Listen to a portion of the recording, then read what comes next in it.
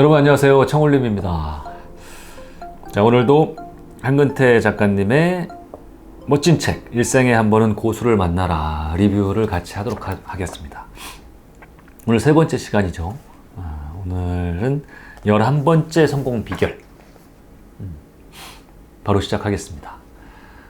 고수의 비결 11번째는 심플하게 산다. 고수는 심플하다.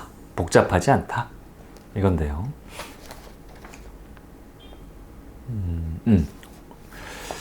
제가 좋아하는 장욱진 화가의 이야기가 나옵니다.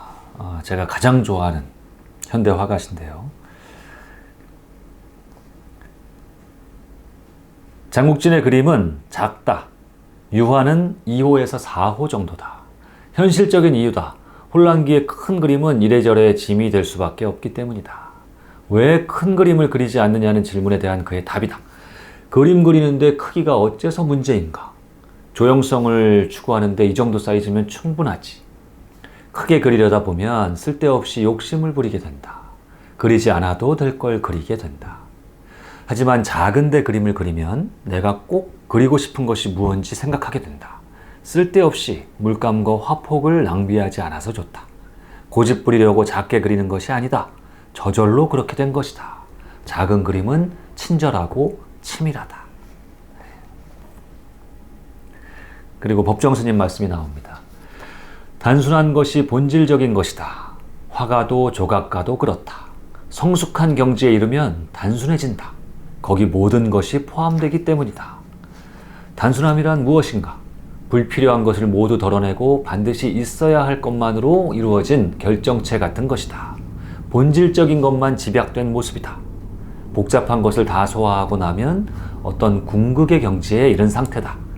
단순해지기 위해서는 가진 것이 적어야 하고 불필요한 관계가 정리되어야 한다. 그러네요. 정말 고수가 될수록 말도 단순해지고 가진 것도 단순해지고 그런 것 같습니다. 여행 생각이 갑자기 나는데요. 여행 갈 때 보면요. 특히 해외여행 갈 때 짐을 막 2개씩, 3개씩 싸갖고 다니는 사람들은 100% 초보 여행자라고 하고요. 정말 여행을 많이 다닌 여행의 고수일수록 짐은 아주 필요한 것만 단촐하게 딱 작게 하고 다닌다는 거죠. 일맥상통하는 말 같습니다. 스티브 잡스 이야기가 나옵니다. 내 만트라 가운데 하나는 집중과 단순함이다. 단순함은 복잡한 것보다 더 어렵다. 생각을 명확히 하고 단순하게 만들려면 열심히 노력해야 한다. 하지만 그럴 만한 가치는 충분히 있다.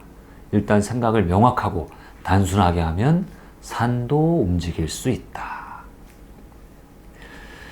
이런 이 단순함, 심플함에 대한 철학이 결국은 아이폰을 만들어낸 거죠. 심플함이 최고다. 정말 고수는 심플한 것 같습니다.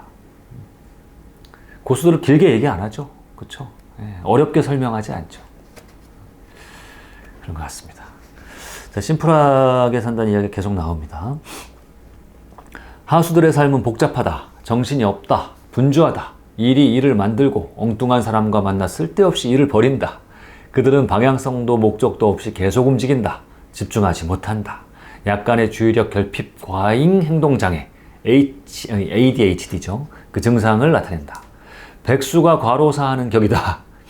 배우는 것도 목적도 없다. 명확하지 않다. 무슨 말을 하는지 알아듣기 어렵다. 하겠다는 것인지 하지 않겠다는 것인지 알 수 없다. 걸리는 것도 따지는 것도 많다. 눈치도 많이 살핀다. 그야말로 되는 일이 하나도 없다. 좀 찔리는 부분이 있네요. 그죠? 그러면서 이제 심플하게 살기 위해서는 어떻게 해야 되는지 방법을 제시합니다. 우선 사람을 정리하라. 의무감에서 만나는 사람, 만나기 싫지만 할 수 없이 만나는 사람, 만나고 나면 기분이 언짢아지는 사람은 과감하게 정리하라. 세상 고민의 반 이상은 만나지 않아도 사는데 지장이 없는 사람들을 만나는 데서 시작한다. 정말 맞죠? 여러분 이 방송 듣고 나서 한번 백지 꺼내서요. 한번 써보십시오. 여러분이 자주 만나는 사람들 이름을 한번 써보세요. 근데 그 중에 내가 만나서 하등에 도움이 안 되고 오히려 만남에 힘이 빠지는 사람들 있지 않습니까? 그런데 마지못해서 만나는 사람들이 분명히 있어요. 그죠? 근데 과연 내가 이 사람들을 꼭 만나야 되는가? 한번 곰곰이 생각해 보면요. 꼭 그렇지 않은 경우가 많다라는 거죠. 사람 정리가 어떻게 보면 변화의 시작이다. 불필요한 직함도 버려라. 별다른 역할도 하지 않으면서 철진한 계급장을 주렁주렁 달고 다니는 사람을 보면 딱하다. 불필요한 신문과 잡지도 정리하라. 우리는 몰라도 되는 사실을 너무 많이 알고 있다. 사실 몰라서 손해를 보는 것보다 알기 때문에 손해를 보는 경우가 훨씬 많다. 가끔 외국에 나가보면 머리가 맑아지는 느낌을 받는데 바로 신문과 뉴스를 안 보기 때문이다. 가끔 미디어 단식을 해보는 것이 필요하다. 미디어 단식. 정말 필요하죠. 침묵의 기간을 갖는 것도 필요하다. 말을 하지 않아 후회한 것보다 하지 말았어야 할 말을 함으로써 후회한 경험이 얼마나 많은가. 너무 맞는 말이죠. 물건도 정리해야 한다. 쓸데없는 옷, 신지 않는 구두, 가방, 책, 테이프 등이 그렇다. 버려야 들어올 자리가 생긴다. 오래된 고정관념과 지식도 버려야 한다. 그래야 새로운 지식이 들어올 수 있다. 거절할 수 있어야 한다. 거절했을 때 상대가 실망하는 모습이 두려워 억지로 승낙을 한다. 그리고 여러 복잡한 회오리 속으로 들어간다. 제때 거절만 할 수 있어도 훨씬 단순한 삶을 살 수 있다. 정말입니다. 거절만 잘해도요, 우리 삶이 굉장히 심플하고 굉장히 좀 즐겁고 행복하게 돌아갈 수 있습니다. 우리가 거절을 못해서 힘들게 사는 경우가 굉장히 많거든요. 저는 오늘도 몇 가지 일을 거절했습니다. 강의도 하나 거절했고, 어떤 전화도 거절했고, 거절 잘한 것 같습니다. 자, 이 심플하게 산다라는 말이 너무 좋네요. 그죠? 지금 우리 삶에 너무 많은 것이 많습니다. 그쵸? 그 중에 가장 대표적인 게 뭐냐면, 여러분 단톡방 몇 개 갖고 계신가요? 오픈 채팅방. 어제 제가 그 친하게 지내는 우리 강사 한 분한테 여쭤봤더니 단톡방만 200개가 넘는다고 하시더라고요. 아마 여러분들도 여기서 자유롭지 못할 것 같은데요. 저는 뭐 장단점이 있습니다만 저는 단톡방이 딱 2개입니다. 저희 가족 단톡방, 그 다음에 저희 다꿈스쿨 직원분들, 선생님들하고 단톡방 딱 2개. 그 외에 하지 않으려고 합니다. 물론 그 단톡방을 하지 않아서 뭐 접하지 못하는 것도 있죠. 뭐 어떤 정보를 접하지 못하기도 하고 뭐 돌아가는 걸 모르기도 하고요. 하지만 그거보다 제가 얻는 것이 더 크다라고 저는 판단을 하는 거죠. 그 많은 단톡방에 내가 시간과 정열과 나의 신경과 이런 거를 내가 이제 그쪽에 주는 것보다 오히려 그런 시간과 정열과 노력을 내가 보다 더 내가 주도적으로 다른 곳에 쏟겠다라는 거죠. 근데 이런 것도 일정 부분 필요하지 않을까라는 생각을 해봅니다. 여러분들 단톡방 줄이십시오. 뭐 블로그나 카페 같은 거 즐겨찾기 막 100개씩 하지 마시고 줄이시기 바랍니다. 자, 오늘 두 번째 성공 비결, 고수의 비결, 도전 이야기가 나옵니다. 도전이 기회를 만든다. 제가 좋아하는 단어, 도전. 고수는 도전하고 하수는 안주한다. 고수는 일이 익숙해지고 편해지면 새로운 일을 찾아 도전한다. 하수는 익숙함을 즐기고 거기 계속 머물려 한다. 더 이상 발전이 없다. 그날이 그날이다. 내가 가장 존경하는 사람은 경영학의 아버지 피터 드러커다. 그는 경영학을 발명한 사람이란 소리를 듣는다. 기존의 다른 고수들과는 차원이 다르다. 단순한 전문가를 넘어선 사람이다. 그의 관심은 역사, 문학, 음악, 미술 모든 분야를 아우르며 그 지식의 넓이와 깊이는 상상을 초월한다. 스케일이 다르다. 비결 중 하나는 새로운 곳에 끊임없이 도전했기 때문이다. 그는 3년에 한 번씩 새로운 분야에 도전하는 것을 삶의 모토로 삼았다. 그런 과정에서 고수로 성장했다. 정말 이 피터 드러커는 대단하신 분이죠. 피터 드러커는 이제 유명한 경영학자로 알려진 후에 하버드나 뭐 예일이나 뭐 스탠포드나 이렇게 미국에서 가장 그 유명한 대학에서 서로 모셔가려고 난리를 했습니다. 난리를 쳤죠. 그럼에도 불구하고 다 고사했습니다. 왜? 그런데 가면 이제 학교에 휘둘리는 거죠. 학교에서 이제 경영학에 뭐 이런 걸 해주십시오. 하면은 그거밖에 못 한다는 겁니다. 그래서 어느 순간에 그 인류대학 나와서 베닝턴 대학이라고 하는 좀 외지에 조금은 덜 알려진 작은 대학으로 갑니다. 그러고서 왜? 거기에서는요, 본인이 원하는 대로 학문을 할 수 있는 겁니다. 3년마다 새로운 학문을 공부하고 거기에 이제 전문가가 돼가는 거죠. 3년 동안은 경영학을 공부하고, 그 다음 3년은 재무를 공부하고, 그 다음 3년은 뭐 어학을 공부하고, 그 다음 3년은 천문학을 공부하고, 의학을 공부하고, 이렇게 해가지고 그분이 말년까지 섭렵하지 않은 학문이 없었다.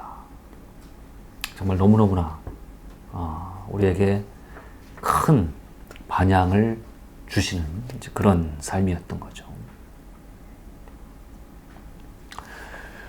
잠재력의 5%도 제대로 활용하지 못하고 사는 게 인간이라는 얘기를 많이 한다. 동의한다. 글을 거의 써보지 않았던 엔지니어였던 내가 20권 가까운 책의 저자가 됐다는 사실은 지금도 믿어지지 않는다. 지금은 이 한근태 선생님이 30권 넘게 썼죠. 내게 그런 잠재력이 있다는 사실이 놀랍다. 만약 내가 글 쓰는 재능을 모른 채 평생을 살았다면 어땠을까? 생각만 해도 아찔한 일이다. 이처럼 우리 모두에게는 잠재 능력이 있다. 하지만 도전하기 전에는 절대 알 수 없다. 자신의 잠재력을 알기 위해서는 불편하고 싫더라도 과감하게 도전해 보아야 한다. 그래야 자신이 어떤 사람인지 알 수 있다. 유엔 사무총장 지낸 코피 아난 총장의 말이 나옵니다. 사람들은 도전에 직면해서야 비로소 자신이 가지고 있는 잠재력을 발견하게 된다. 자신의 능력을 발휘해야 할 필요가 있을 때까지는 사람들은 절대 자신의 잠재력을 알지 못한다. 저는 이 이야기에 100% 동의합니다. 제가 올해 2019년 들어서 이제 새로 시작한 프로젝트가 있습니다. 일명 지구여행 프로젝트. 아시는 분은 아실 텐데요. 제가 이제 저를 아시는 분들, 제 블로그 이웃분들하고 저희 닷컴스쿨 회원분들하고 같이 2019년 1년 동안 아주 큰 목표, 아주 원대한 목표를 각자 세우고 그 목표를 위해서 1년 동안 치열하게 달려가고요. 그리고 그것을 이룬 사람들끼리 모여서 연말 아니면 내년 초에 지구 여행을 떠나기로 한 겁니다. 멋지죠? 네. 근데 지금 이제 한 달 반 남짓 이제 지나왔는데 벌써 엄청난 일들이 벌어지고 있습니다. 예를 들면요, 달리기를 한 번도 해보지 않으신 분들 9분이 모여서 지금 그 팀을 이뤄서 올 한 해 동안 이제 풀코스 마라톤에 도전하겠다. 네.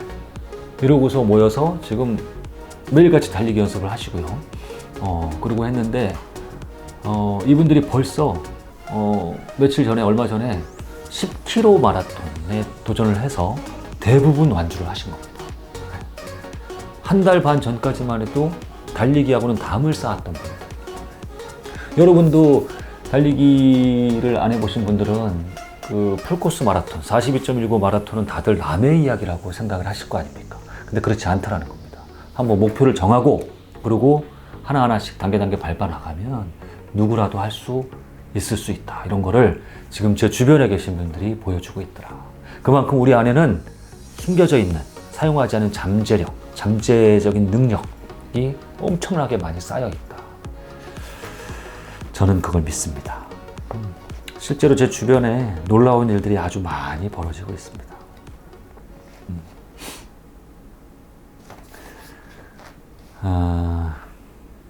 마크 트웨인 이야기가 나옵니다. 마지막으로. 지금부터 20년 뒤 여러분은 잘못해서 후회하는 일보다는 하지 않았기에 후회하는 일이 더 많을 것이다. 그러니 밧줄을 던져버려라. 안전한 항구에서 벗어나 멀리 항해하라. 무역풍을 타고 나아가라. 탐험하라. 꿈을 꿔라. 발견하라. 너무 멋진 말이죠. 안전한 항구에서 벗어나서 멀리 항해하라. 무역풍을 타고 나아가라. 탐험하라. 꿈을 꿔라. 발견하라. 저는 정말 도전을 좋아하는 그런 사람 중에 한 명입니다. 도전해야죠. 안주하면 안 되죠. 네. 인생은 유한한데, 한 번뿐인 삶인데. 저는 삶을 그렇게 생각합니다. 우리 인생은요, 이 지구라는 이 놀라운 별에, 이 별에 한 짧게는 50년에서 길게는 100년 정도 잠깐 와서 살다 갈 수 있는 그런 기회를 부여받은 것이다. 그게 우리의 인생이다 라고 저는 생각을 합니다. 너무 짧은 거죠. 그렇죠? 그런데 이렇게 잠깐 와서 살다 가는 그런 시기에 왜 좀 더 많은 걸 하려고 하지 않고 좀 더 대단한 거, 좀 더 큰 거, 좀 더 놀라운 걸 하지 않으려고 하고 계속 그냥 살아왔던 삶에 안주하고 그냥 했던 것만 하고 만났던 사람만 만나고 내가 할 수 있는 것만 하고 그렇게 안주할 이유가 도대체 뭐냐는 말이죠. 도전하지 않고 계속 했던 것만 하고 새로운 걸 하는 걸 두려워했던 사람들은요, 모르긴 몰라도 나중에 나이가 들고 이 세상을 이제 떠날 때, 이 세상에서 소풍을 마치고 가야 될 때 아마 누구라도 후회가 되지 않을까 그런 생각을 합니다. 도전, 뭔가 새로운 것을 도전하는 거, 계속 개척하는 거, 그거는요 뭐 못하면 본전입니다. 그렇죠? 못하면 본전인 거예요. 도전해가지고 잘 되면 좋은 거고 못하면 본전. 도전하지 않을 이유가 아무것도 없는 겁니다. 그렇죠? 근데 그 자리에 안주하는 거는 최상위 본전인 거죠. 게임이 안 되는 겁니다. 그렇기 때문에 내가 지금 내 자리에서 아니면 지금 내가 할 수 있는 거, 그런 것보다 훨씬 높은 목표를 세우고 그리고서 항상 도전하는 자세를 갖고 살았으면 좋겠습니다. 자, 2가지 했고, 이제 3번째이자 전체적으로는 13번째 성공 비결이죠. 고수들은 스마트하다. 일 처리를 잘한다. 일을 잘한다. 네. 중요한 내용이죠. 초보주부들은 요리 하나 하는데 하루 종일 걸린다.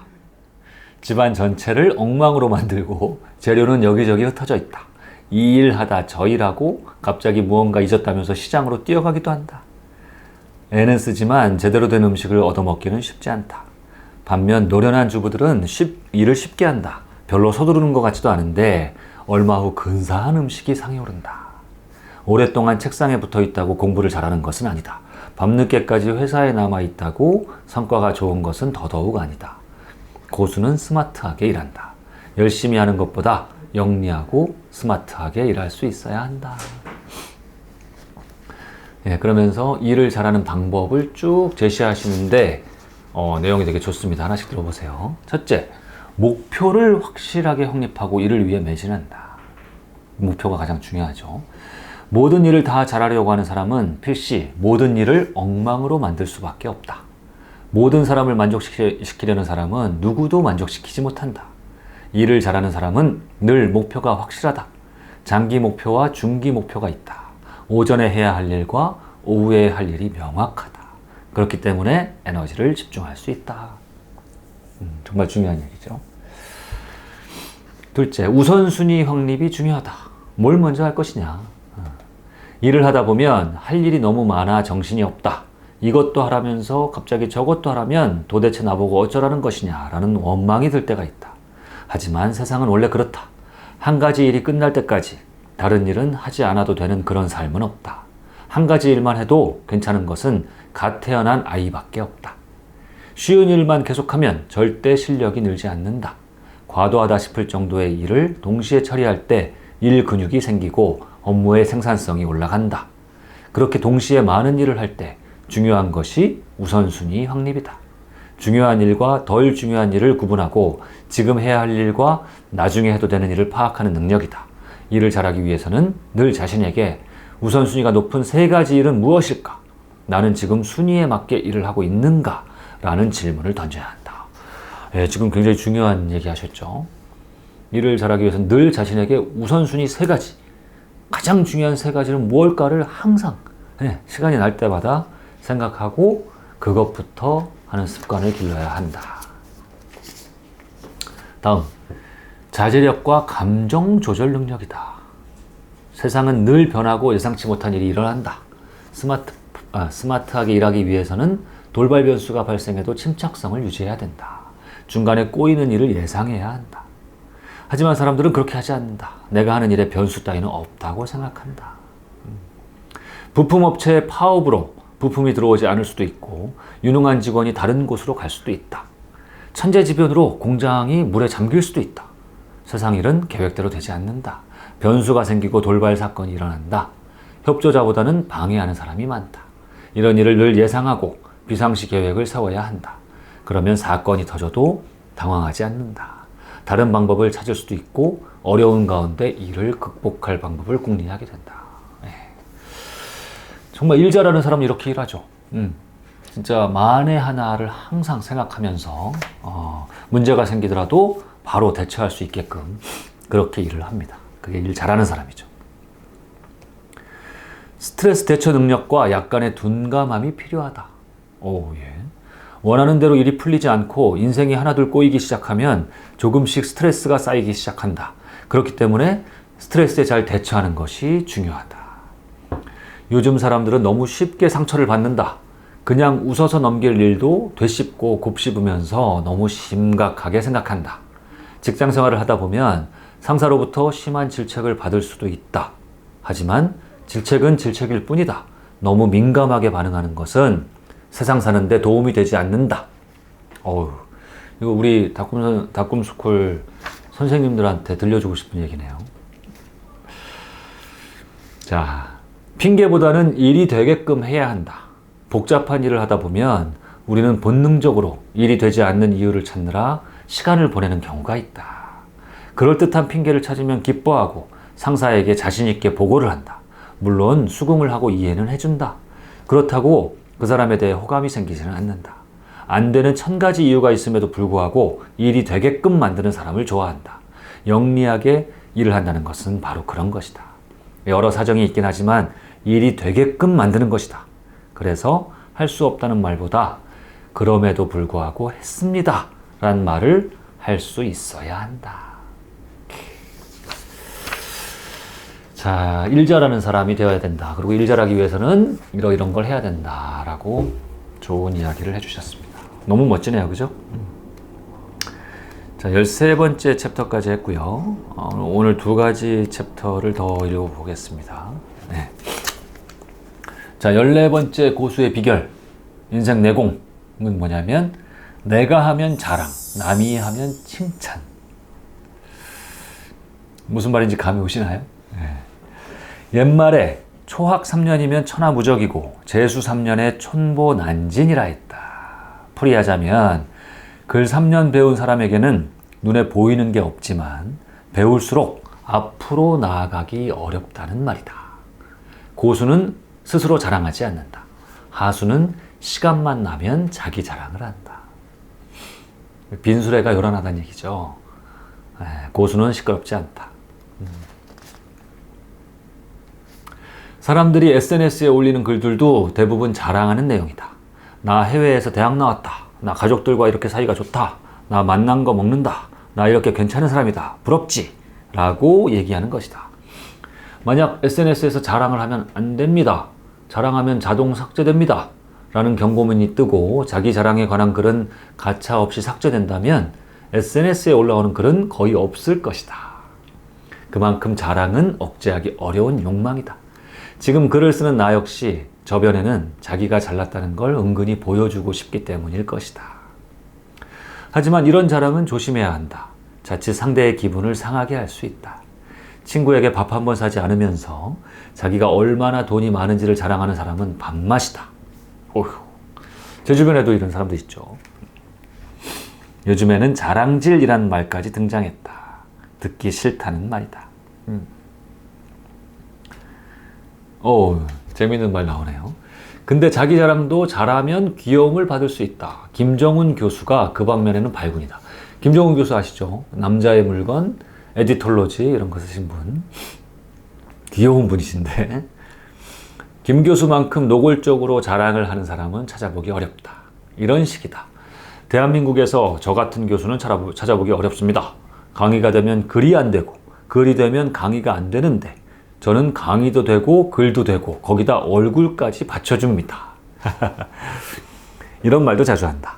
오늘 강의 중에 제 자랑을 많이 할 겁니다. 조금 힘들 수 있습니다. 그래도 참아야 합니다. 그만큼 제가 잘났기 때문입니다. 어휴. 근데 그는 마지막에 이런 말을 한다. 이렇게 잘난 사람이지만 마누라와 애들한테는 꼼짝 못합니다. 이런 말 했다는 걸 알면 마누라가 잡아먹을 듯이 째려볼 겁니다. 다들 뒤집어진다. 그렇게 시간만 나면 자기 자랑을 하지만 그가 밉지 않은 것은 자신을 객관적으로 보면서도 적절할 때에는 낮출 줄도 알기 때문이다. 너무 멋진 분이신 것 같습니다. 그죠? 고전에는 자랑에 관한 경고의 글이 많다. 남이 알아주지 않아도 연연하지 않을 수 있는 게 대인이다. 억지로 공을 내세우지 마라. 공은 내세우는 순간 날아가 버린다. 진짜 금은 도금할 필요가 없다. 스스로를 자랑하는 자는 공이 없고 스스로를 칭찬하는 자는 오래 가지 못한다. 이는 모두 발끝으로 오래 서 있으려는 것과 같다. 본인이 하는 자랑은 약효가 없다. 남의 입을 통해 들어오는 자랑이 진짜 자랑이고 효과도 좋다. 근데 그게 안 되는 것은 초조하기 때문이다. 실제 그 정도 실력이 안 되기 때문이다. 그래서 자기 입으로 자랑을 하는 사람은 하수다. 그 면에서 난 완벽한 하수다. 한 개를 하고도 10개 한 것으로 알아주기를 바라기 때문이다. 우리 집에서 내 별명은 자랑쟁이다. 저도 하수인 것 같습니다. 어쨌든 저도 뭐 제가 아는 거 이런 거를 블로그에 계속 쓰고요. 나 이런 거 알고 있다고. 또 강의도 뭐 하면서 제가 알고 있는 것을 계속 내세우고 책도 쓰고. 근데 이제 뭐 그게 당연히 차이가 있겠죠. 그냥 아직 가진 게 없으면서 그냥 나를 자랑하려고 내세운 거 하고 이제 그런 건 가급적이면은 이제 지양해야 되는 거고요. 그게 아니라 그냥 내가 정말 차서 넘치고 차서 그리고 그것을 뭐 나누기 위해서 아니면 나누지 않더라도 그거를 나의 비즈니스로 그렇죠? 네. 그냥 단순한 자랑이 아니라 나의 실력을 내세우는 거죠. 세상에 파는 거죠. 저는 그건 얼마든지 해야 되는 것이라고 생각을 합니다. 특히 요즘 같은 이런 개인의 시대, 개인이 맘만 먹으면 이제 얼마든지 사람들한테 나를 표현할 수 있는 시대 아닙니까? 그렇죠? 네. 저도 지금 그걸 하고 있는 것이고요. 이럴 정도로 실력을 누구나 길러야 하는 것이고 어느 정도 실력을 기르고 그것을 남들에게 보이고 자랑하고 하는 것은 얼마든지 해도 된다. 해도 되는 게 아니라 해야 된다, 이제는. 근데 그게 아니라 설익은 상태에서 자랑하는 것은 좋지 않다. 그런 이야기인 것이죠. 오늘 마지막 비결입니다. 15번째. 고수는 화내지 않는다.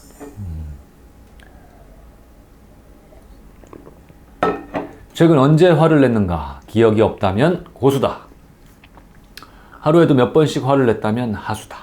화를 내면 본인이 가장 손해다.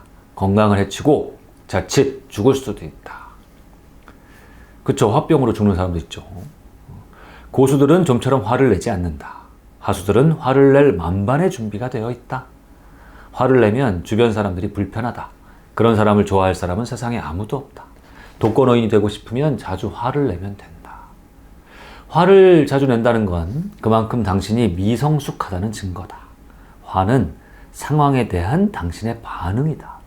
똑같은 일에 대해서도 상태에 따라 화가 나기도 하고 나지 않기도 한다. 사람들은 왜 화를 낼까? 화를 낸다고 달라지는 것이 있을까? 화가 나는 이유가 뭘까? 자, 그러면서 화가 나는 이유, 왜 화를 내는지 이제 몇 가지 원리를 한 5가지 드셨어요. 중요한 내용입니다. 첫째, 자기 삶이 마음에 들지 않기 때문에 화를 낸다. 나도 사는 게 힘들 때 화를 자주 냈다. 대상은 아내와 애들이었다. 별일 아닌 것에도 불같이 화를 내는 자신을 보면서 내가 왜 이러지? 라고 의아해했다. 이처럼 자신에게 화가 나 있으면 화를 잘 낸다. 이런 종류의 화는 오래 간다. 자신감이 생겨야 비로소 사라진다. 삶이 보다 안정적이 되면서 화를 내는 일이 급격히 줄었다. 최근에는 거의 화를 낸 기억이 없다. 결국 화를 내는 것도 지금 나 자신이 부족하기 때문에 이제 그렇다는 말이죠. 둘째, 교만 때문이다. 화를 잘 내는 사람 중에는 잘나고 똑똑한 사람이 많다. 화를 내면서 상대를 고쳐놓으려고 한다. 하지만 화를 내서 누군가를 고쳤다는 얘기는 들은 적이 없다. 자신을 대단한 사람으로 생각하면 화나는 일이 많아진다. 누구를 가르치려고 그러고 지적하려고 그러고, 그래서 지적질이라는 말도 나왔지 않습니까? 그죠? 이런 거 효과 없다는 말입니다. 셋째, 습관 때문이다. 화를 내는 사람은 정해져 있다. 늘 화내던 사람이 또 화를 낸다. 심지어 사명감을 갖고 화내는 사람도 있다. 저런 찌질한 것들은 나라도 화를 내서 인간 개조를 해야 한다. 이런 생각이다. 상대가 상황이 마음에 들지 않기 때문에 화가 난다. 넷째, 자제력을 잃었기 때문이다. 쉽게 뚜껑이 열리는 사람이 있다. 내공이 약한 사람이다. 하수다. 주먹을 꽉 쥔 사람은 결코 현명한 판단을 할 수 없다. 너무 맞는 말이죠. 다섯째, 남들이 자신과 같기를 기대하기 때문이다. 어느 노 회장은 이렇게 얘기한다. 20대를 뽑아놓고 그들이 60대인 내 마음에 들기를 바라는 것은 불가능한 일입니다. 내가 20대를 뽑았으니 내가 그들을 이해하고 그들에게 맞추어야 합니다. 요즘 많이 팔리는 책 중에 90년생들이 온다. 이런 책도 있지 않습니까? 그죠? 이제 지금 요즘 세태를 반영하는 그 세대를 이제 90년생이면 지금 30살이죠. 그래서 90년생으로 대표하고 90년생들이 예전 사람들하고 얼마나 많이 다른가를 표현한 책이죠. 근데 정말 많이 다르다고 합니다. 그렇죠? 네. 예전에는 이제 휴가를 쓰는 이제 연차나 뭐 이런 걸 내는 이유를 뭐 휴가 사유를 쓰지 않습니까? 네. 사내 인트라넷에. 근데 예전에는 뭐 그냥 이러한 이유가 있어서라고 정중하게 썼고 5년 전만 해도 뭐 개인적인 사유 이렇게 쓰지 않습니까? 근데 요즘 90년생들은 크크라고 쓴다고 한다는 겁니다. 네. 근데 이걸 뭐라 그래서는 안 된다라는 거죠. 그게 그 세대의 소통 방식이라는 거죠. 네. 그걸 이해해야 된다. 크크. 네. 유독 어떤 사람에게만 화날 일이 많이 생기고 어떤 사람에게는 다 좋은 일만 생길까? 그런 건 없다. 화내는 횟수와 화내는 이유를 보면 그 사람의 성숙도를 알 수 있다. 별것 아닌 일에 버럭 화를 내는 사람은 나는 미성숙한 아이입니다 라고 광고하는 것과 같다. 화가 날 때는 스티븐 코비 박사의 3단계를 생각하는 것이 도움이 된다. 어떤 사건이 벌어졌을 때 잠시 정지하고 생각하고 선택하는 것이 그것이다. 화가 나는 일이 생겼을 때 첫째 정지, 두 번째 생각, 세 번째 선택. 화를 낼 건지 그게 아니라 화를 내지 않고 어떻게 처리할 건지를 선택하라는 겁니다. 호흡을 길게 하는 것도 방법이다. 무엇보다 자신감을 회복하고 매사에 감사하고 운동을 하면 화가 줄어든다. 정말 너무나 중요하고 맞는 말인 것 같습니다. 그렇죠? 저는 화내는 것도요, 공부의 영역이라고 생각합니다. 아직 공부가 덜 됐기 때문에, 아직 지식을 덜 쌓았기 때문에 화를 많이 내는 것이 아닌가. 이게 맞다는 것이죠. 이거 정말 맞는 말입니다. 왜냐하면 화를 내는 이유, 지금 우리가 몇 가지 찾아봤지만요, 이런 것도 공부를 해야 하는 겁니다. 내가 왜 화를 내는지, 이게 선천적인 것인지 고칠 수 없는 것인지를 알아야, 그래야 화를 안 낼 것인지 계속 화를 낼 것인지를 알 거 아닙니까? 그죠? 근데 공부를 하면 할수록 화를 덜 내게 됩니다. 왜냐하면 화를 내는 원인이 내가 전혀 그동안 생각했던 거하고 다른 원인이 있다는 것을 알게 된다는 거죠. 그래서 책을 많이 읽고 많은 사람을 만나고 많은 경험을 하고 또 많은 연습을 하고 이럴수록 화를 덜 낼 수 있다. 화를 안 내는 사람이 될 수 있다. 이런 겁니다. 정말 너무 멋있는 말이죠. 자, 오늘 5개 챕터에 대해서 이야기를 해봤고요. 오늘까지 이제 이 일생에 한 번은 고수를 만나라 리뷰 3번째 시간을 가졌습니다. 좋은 시간 되셨나요? 네. 이제 이 일생에 한 번은 고수를 만나라 책 리뷰 시간이 딱 한 번 남았습니다. 네. 다음 시간도 제가 잘 준비해서 여러분께 좋은 내용 읽어드리도록 하겠습니다. 오늘 수고 많으셨습니다. 감사합니다. 오늘 방송 마음에 드셨습니까? 마음에 드셨다면 아래에 있는 구독 버튼 꼭 눌러주시기 바랍니다. 그리고 그 옆에 여러분께 도움이 될 만한 영상을 첨부해 놨으니까요. 꼭 한번 시청해 보시기 바랍니다.